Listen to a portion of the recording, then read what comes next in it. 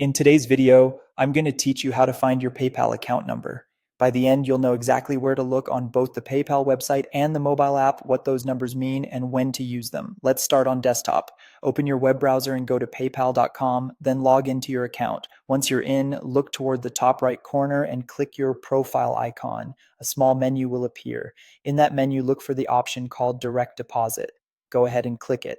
On this screen, PayPal will display two pieces of information, your bank account number and your routing number. These are the details PayPal provides for receiving money into your account through bank transfers. Think of this as the PayPal account number you'll use when someone needs to send funds via direct deposit or ACH.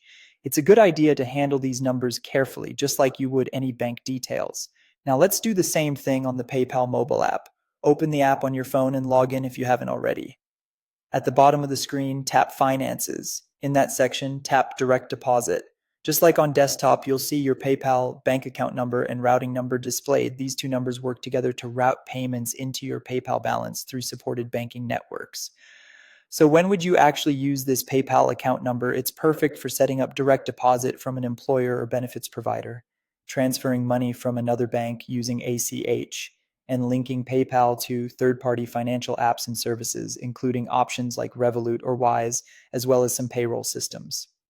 Keep in mind this number is different from your PayPal login or your PayPal email. Your email is great for receiving PayPal to PayPal payments, while the bank and routing numbers are for bank-based deposits.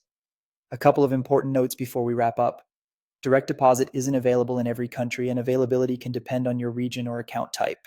If you don't see direct deposit in your profile menu on desktop or in the finances section on mobile, your account may not be eligible yet. In that case, check back later or review PayPal's help resources to confirm availability where you live.